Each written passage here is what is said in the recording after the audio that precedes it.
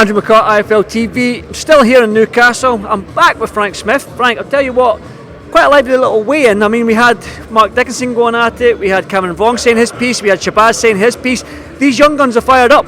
Yeah, I think they know what needs to happen. We need to build entertainment. We need to build up to this show tomorrow night, and it's good to see. It's good to see because sometimes they can be a bit dull.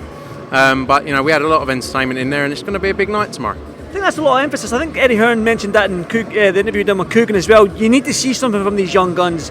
You mentioned the entertainment value and sort of like the misfits and the YouTubers. Their product outside of the fight night is good because people tune into that. But our product, as in ours in professional boxing, our product on fight night is the best. We need to make this whole entertainment package. And I think going into 2024, that's probably something that you and Eddie have discussed. Yeah, look, we don't need to change people's personalities. We just need to, tell the story and also build narrative around, like every one of those Misfits fights is a 50-50 essentially, and there's a story behind every one of those fights. And I think that's what, we saw in the press conference yesterday. A bit back and forth only helps. And it only helps your performance as well, because you're actually getting up for something, rather than just going in the ring and just going through the motions. So, it's good. And these next-gen shows are perfect for that, because it sets these guys up for the future, when they come through to headlining shows and the pressure's really on.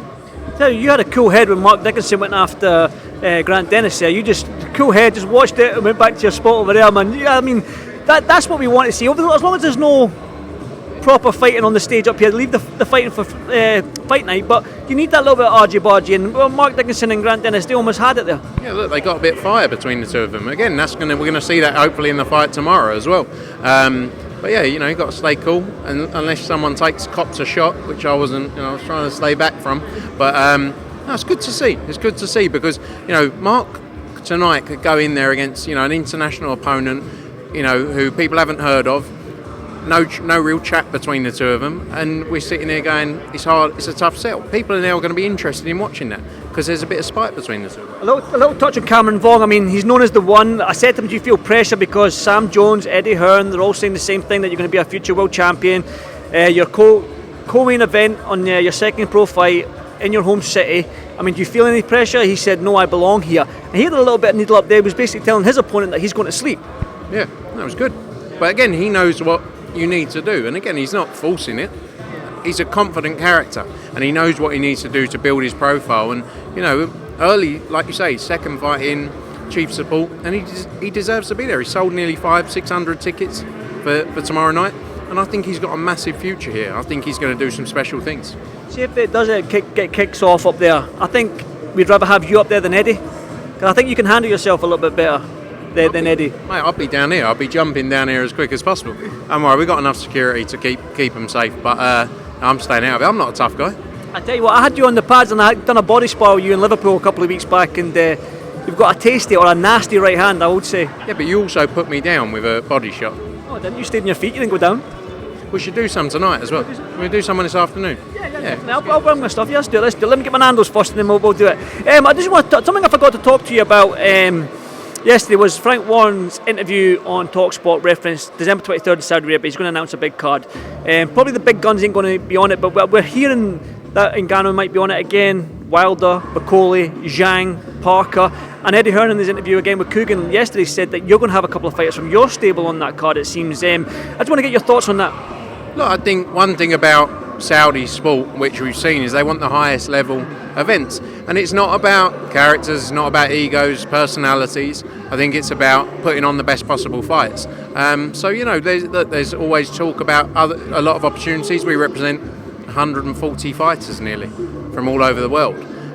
So let's see. It's like I say, they want massive fights and they want massive shows, and that's what it's all about.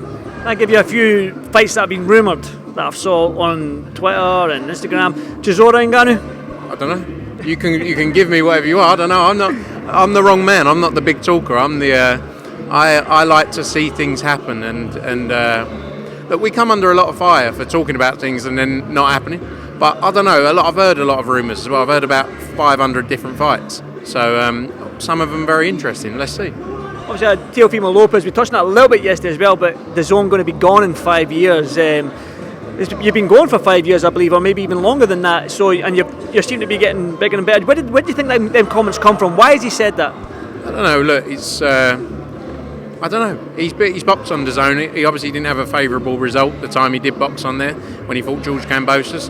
Probably sits in his mind a little bit, but I don't know why people, say things.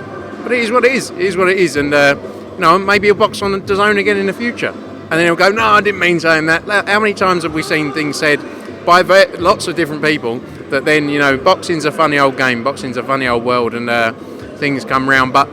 We're here for the long run. We have been here for the long run. It's been a great time already. We've delivered some massive nights, and we're going to deliver some massive nights in the future. When people talk about DAZN, they're one of the biggest global sports rights holders, not just in boxing. Like, take away the boxing for a second, but what they do internationally, globally, in over, I think, 197 territories.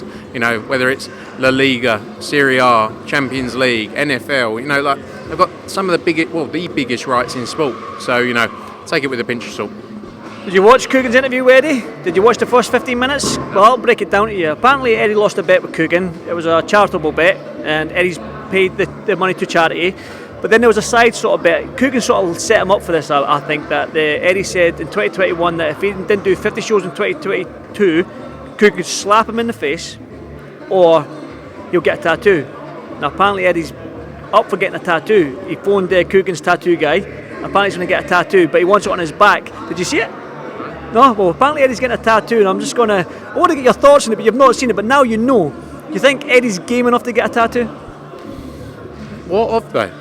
Frank Smith's face on his bicep or something, I don't know. He's already got that. He likes to think of me every day. I think he'd get a tattoo. I'm not a massive tattoo fan personally, so I'm lucky I didn't have that bet. I would have taken a slap in the face. Maybe they could do it on Power Slap.